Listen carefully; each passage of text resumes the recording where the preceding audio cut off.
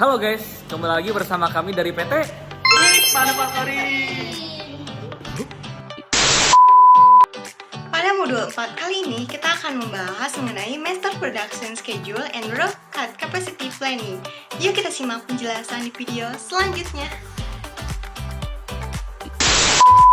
Apa sih disagregasi itu? Disagregasi merupakan proses pemecahan atau pemisahan data yang awalnya disajikan secara tergabung menjadi komponen yang lebih terperinci.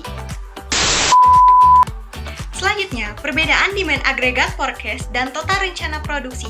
Demand agregat forecast ialah perkiraan permintaan agregat untuk suatu produk atau layanan dalam periode tertentu. Sedangkan, total rencana produksi ialah jumlah produk atau layanan yang akan diproduksi perusahaan dalam periode tertentu.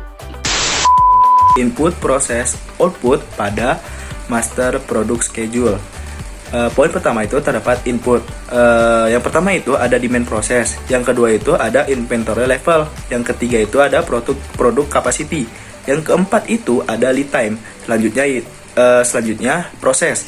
Proses itu yang dimana untuk memastikan banyaknya produk yang tepat dengan jumlah yang tepat, waktu yang tepat untuk memenuhi kebutuhan pelanggan dan meminimalkan biaya persediaan.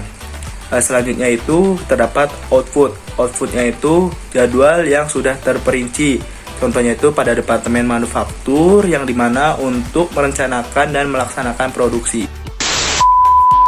Selanjutnya itu pembahasan tentang workout capacity planning. Poin pertama itu input. Terdapat rencana produksi, kapasitas mesin, waktu kerja, dan stok. Selanjutnya itu terdapat proses. Prosesnya itu mengevaluasi kecocokan rencana produksi dengan kapasitas. Selanjutnya itu ada output, yang dimana terdapat info kapasitas dan perbaikan. MPS atau Master Production Schedule ini merupakan perencanaan jadwal induk produksi mengenai berapa dan kapan item akhir harus diproduksi. Elemen-elemen yang terdapat dalam Master Production Schedule. Lead time, yaitu jangka waktu yang dibutuhkan. Yang kedua, on hand atau persediaan awal di gudang. Yang ketiga, lot size, kuantitas pesanan. Yang keempat, safety stock atau stok aman untuk mengatasi fluktuasi demand. Yang kelima, demand time frames atau periode mendatang dari MPS yang tidak boleh dirubah. Yang keenam, terdapat planning time frames atau perubahan serta evaluasi. Yang ketujuh, sales plan atau rencana penjualan terkait penamalan. Yang kedelapan, ada actual order atau pesanan pasti yang diterima. Yang kesembilan, terdapat project available balance atau proyeksi on hand dari inventory. Yang kesepuluh, terdapat available to promise atau jumlah item produk pasti yang disepakati dengan pelanggan. Yang terakhir atau yang ke-11 merupakan Master Production Schedule atau jadwal yang diantisipasi untuk item tertentu. Assalamualaikum warahmatullahi wabarakatuh. Perkenalkan, saya Muhammad Aridillah dengan NRP 203010169. Izin menjelaskan perihal BOC dan juga RCCP dan hubungan antara MPS dan juga RCCP.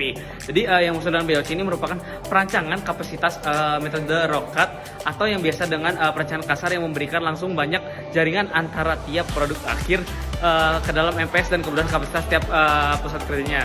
Kemudian yang maksud dengan ROCAT Capacity Planning atau RCCP ini merupakan proses konversi dari rencana produksi dan MPS ke dalam kebutuhan kapasitas yang berkaitan dengan sumber daya kritis.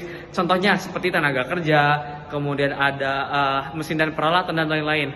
Kemudian hubungan antara MPS dan juga RCCP ini, yaitu bahwa MPS ini merupakan jadwal produksi akhir yang perlu disusun. Sedangkan RCCP ini itu alat yang perlu digunakan untuk memastikan bahwa sumber daya dan juga kapasitas produksi ini cukup untuk menghasilkan produk sesuai dengan MPS-nya. Mungkin cukup sekian penjelasan.